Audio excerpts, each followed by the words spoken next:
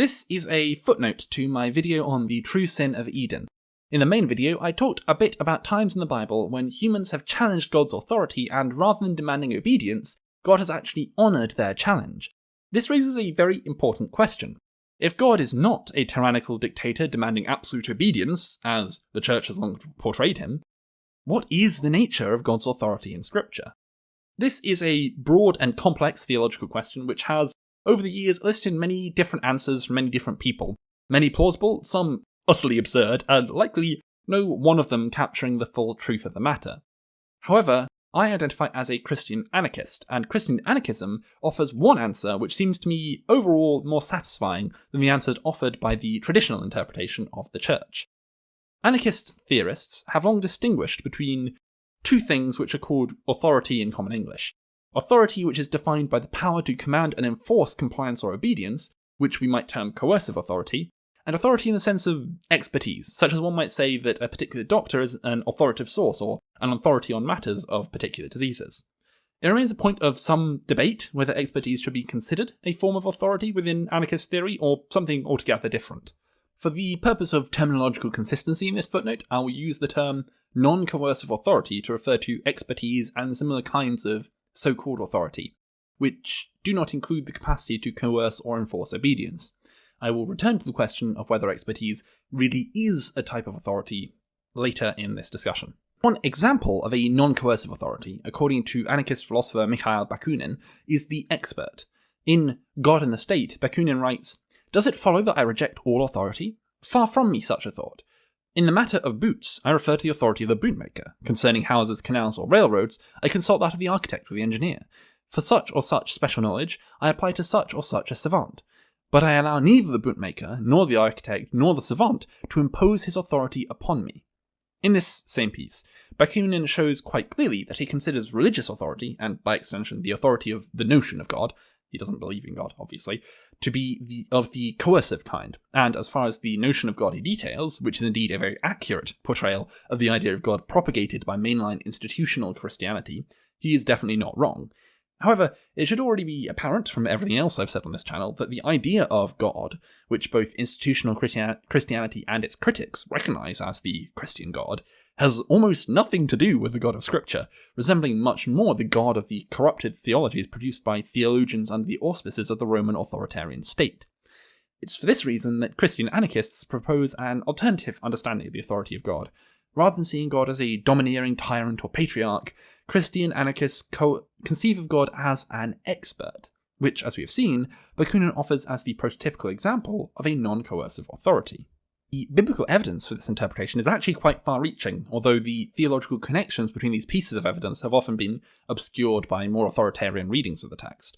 I already discussed in the main video a few cases where people challenge God, and God allows that challenge because it is morally correct, or allows that person to uphold a personal moral principle. We talked about Abraham, the daughters of Zelophehad, and Peter in particular. However, when we examine Scripture, we also find several cases where people are allowed to challenge God even without morality or righteousness on their side. Cases where the issue is either non-moral, or even cases where the people are actively in the wrong, yet God nevertheless accepts their challenge and does not condemn them for disobedience. A classic example of a neutral case is Moses at the burning bush. In Exodus 3 and 4, God commands Moses to lead Israel out of Egypt. He gives Moses miraculous power and the true name of God in order to aid him in this. Yet, then, in Exodus 4 verses 10 to 17, we get the following exchange. "But Moses said to the Lord, O Lord, I have never been eloquent, neither in the past, nor even now that you have spoken to your servant. But I am slow of speech and slow of tongue. Then the Lord said to him, Who gives speech to mortals? Who makes them mute or deaf, seeing or blind? Is it not I, the Lord? Now go, and I will be with your mouth, and teach you what you are to speak. But he, that is Moses, said, O my Lord, please send someone else.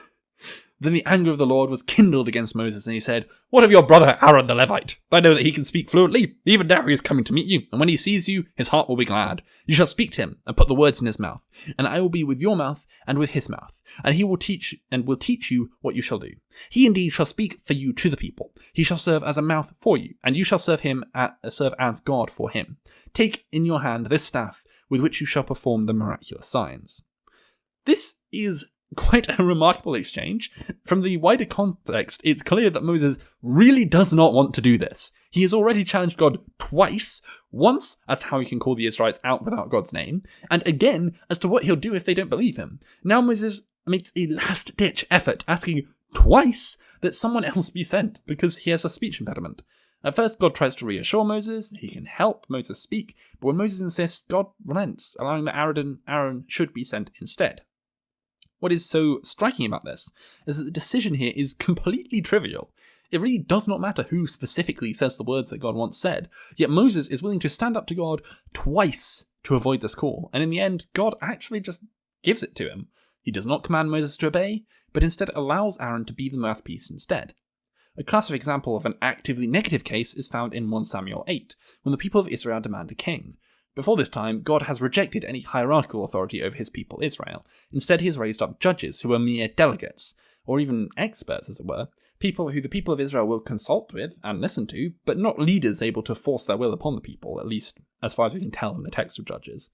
This is not to say that the pre-Kings Israel was an anarchist society. It's likely it didn't even historically exist, and even the biblical account of pre-Kings Israel includes at least a hierarchical army and ecumenical hierarchy, but it is notable that when God was recommending an authority structure, it was typically an expert-type delegational model rather than a coercive system of control. However, Israel wants a king to be like the other people.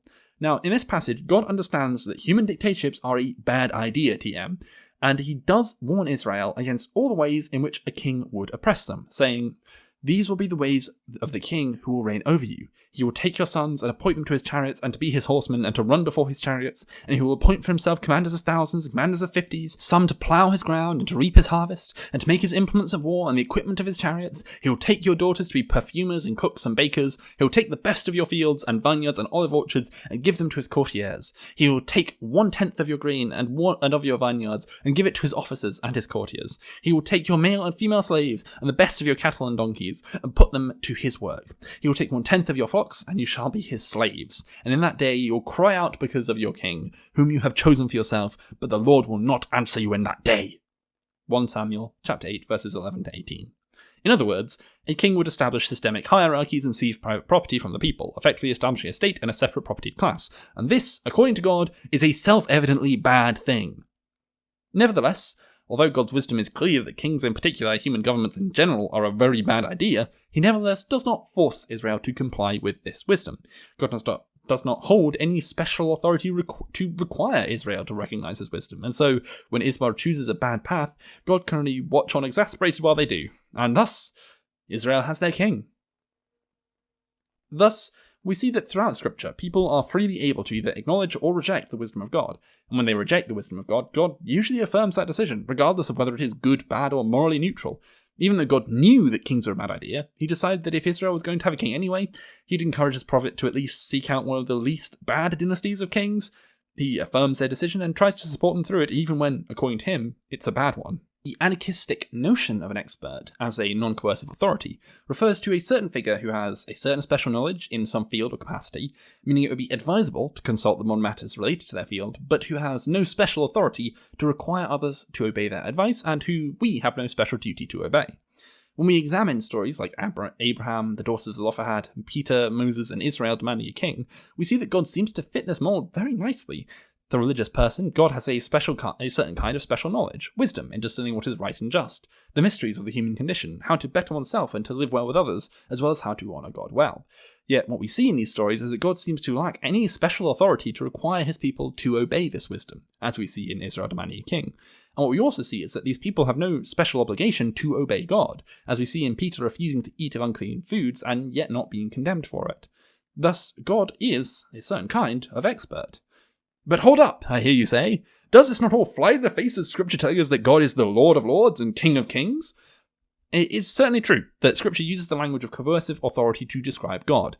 The authoritarian Christians who have turned their faith into nothing but a tool of state oppression for 1,700 years did not draw their ideas entirely from thin air and imagination, at least not some of them. However, I do think there are 2 points worth considering when we look at the kind of authoritarian language talking about God. The first thing to consider is how we interpret what Scripture says about God in general.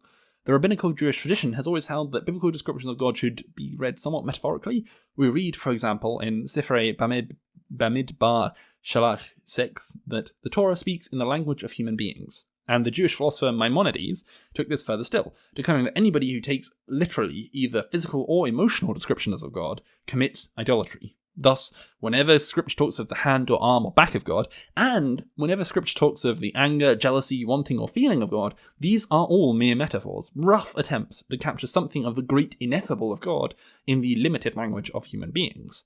In this context, we can see that the people of ancient Israel would have overwhelmingly been familiar with coercive forms of authority, with kings and priests and patriarchal families. Thus, when they wrote about the authority of God, it's somewhat inevitable that they would write about that authority in terms of the kinds of authority they were used to and understood, even when such terms failed to really capture the nature of this authority. The simple truth is that the authors of the Torah and Tanakh and even the New Testament did not have anarchist theory, nor did they have much in the way of experts, nor did they have other forms of non-coercive authority such as delegates or consensus making. For this reason, we should not look to the words used to describe God's authority, but to the actual practice of that authority, and what we see there is that God, when God is not being used as an excuse to justify particular political decisions, God's authority always follows this expert pattern, with many cases where the wisdom of God is overruled or ignored, for good or for ill, and the people doing the overruling or ignoring suffer no consequences. Secondly, we must consider the degree to which each interpretation of the authority of God is able to explain those cases which appear to contradict it. Let me put it this way. On the one hand, the authoritarian reading of God is nearly impossible to reconcile with the stories of Abraham, the daughters of Zelophehad, Peter, Moses, and Israel's call for a king, as well as many other such stories. If God is an absolute dictator, and disobedience of or challenging God is the definition of sin, then Peter should have been struck down, punished, or condemned for denying and disobeying God 3 times by refusing to eat the unclean food, yet God does not condemn him. If God is a king, then God should place the law he had written as the ultimate moral authority, yet when the daughters of Zelophehad bring a moral objection to the law, God sets aside the law in order to affirm their moral objections. Simply put, these stories make no sense if God's power is coercive, because in every case we see that people choose to disobey God, and God simply ratifies that decision. He does not bring down violence to assert his authority, but accepts rejection and disagreement, which is not something you do if you are easily able to coerce others to doing what you want. Conversely, it's fairly straightforward for the non-coercive account of God's power to explain the apparently authoritarian instances. In every case, we can see that it is either a case where a coercive term is being used to describe God's power, such as king, which can be put down to metaphor or lack of a better term in the vocabulary of the writers of the text, or it's a case where it is politically useful to those who wrote and recorded scripture to claim that God did it. Have to justify a bunch of genocides in mythological history? God told us to do it. Need a reason to have opposition from the Egyptian pharaoh that doesn't look too bad, so Egypt will still trade with you? God harden his heart. So on and so on. In every case where God textually acts in an authoritarian manner, it's only when such an action would be politically convenient for the later scriptural writers, whereas many of the cases where God acts in non-authoritarian ways are really neutral in the grand scheme of things. Thus, the authoritarian interpretation is unable to account for the non-authoritarian passages, while the non-authoritarian reading is more than capable of providing an account for the apparently authoritarian passages. Not the only account, of course, but an account. Thus, it seems that we really do have good reason to consider the biblical account of God's authority to be a non-coercive form of expertise, which is to say, God can be a useful source of wisdom for those who follow him, but he has no special authority to enforce that wisdom on others, and we, even as those who follow him, have no special obligation to obey it.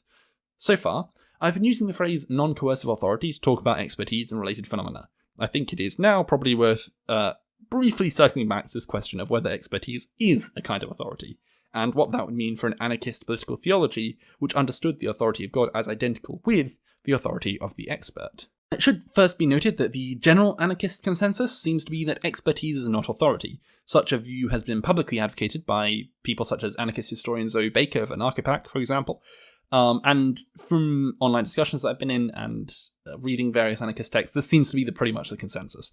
However, there are certain groups of anarchists who have argued that expertise can become a kind of pseudo-authority, even if it's not an authority itself, in that if a certain person or group has a monopoly, at least within a given domain, on a particular kind of expertise, and that expertise relates to something essential, such as bootmaking or medicine, then that person or group can exercise a kind of coercive authority over other members of that domain by granting or withholding that expertise.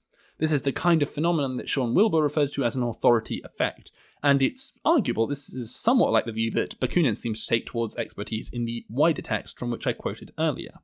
Now, it is, of course, an unassailable truth that no person is capable of knowing everything about everything, or indeed capable of having great expertise in more than one or two fields at most. And there are many fields in which some expertise is essential for the thriving and prosperity of human communities, be that architecture, medicine, science, technology, handicrafts, farming, sustainability, and so on. Those experts are, to a certain degree, an unavoidable necessity. In order to resolve the problem of authority effects, then, the anarchist proposes to change the material conditions around this expertise, specifically to remove financial barriers which currently withhold the knowledge required for expertise to from certain sectors of society, and secondly, by doing away with the exponential growth of capitalist production and favouring various forms of automation to ensure that every person has sufficient leisure and leisure time that they could pursue any new expertise at almost any stage of life. With these two changes to the material conditions, the expert loses much of their potential coercive power. Even if the expertise is necessary, I can always choose to go and study that expertise myself, or other people in my community can. The only reason I rely on this particular expert or group of experts for their expertise is because I choose to do so. For this reason, the expert is no longer capable of enacting coercive pressure on society, even should they wish to do so. Now, this may at first seem like a bit of a bind for the Christian Anarchist, because surely by his very nature, the expertise of God is a monopoly, and so if we accept that expertise can produce authoritarian effects, then it entails that even this supposedly non-coercive interpretation of God's authority might have the capacity for coercion. However, Scripture does actually offer an answer to this too. Consider again the stories of Abraham and the daughters of Zelophehad. Here humans raise a moral objection to God's diktats, and God affirms that moral objection as correct, demonstrating that God does not possess a monopoly on moral expertise.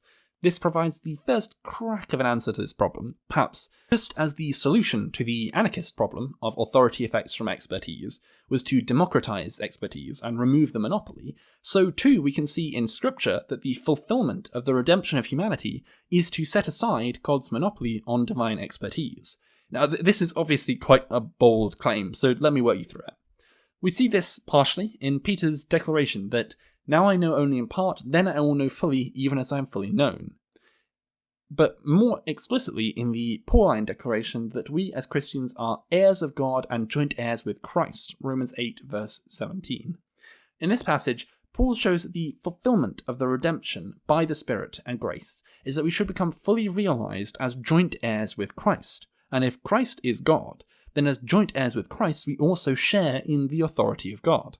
This can have no other meaning except that we also share in the expertise of God, and thus, whatever authority effects derive from God's special access to divine expertise will cease, and we will truly be able to live in right relationship with God as well as with each other. Thus we see that God is an expert. If we accept that expertise is not authority, then all is well. If we hold that expertise is authority or can give rise to authority effects, if there is sufficiently monopolized expertise, then we hold that when we are sufficiently transformed in our thinking with revolutionized minds and redeemed hearts, we can, either this side or the other side of the new creation, become joint heirs with Christ over all creation. That is, we can attain the expertise that God possesses, and thereby do away with whatever authority effects might arise from God's monopoly on divine expertise.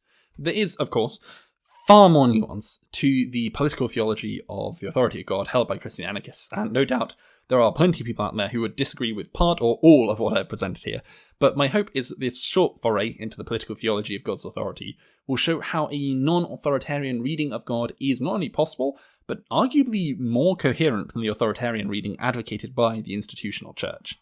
There is one more footnote on this main video coming up, where I will be taking the opportunity to talk a bit about passages which seem to either affirm or contradict the theology in the main video, so stay tuned for that, and till next time, grace and peace.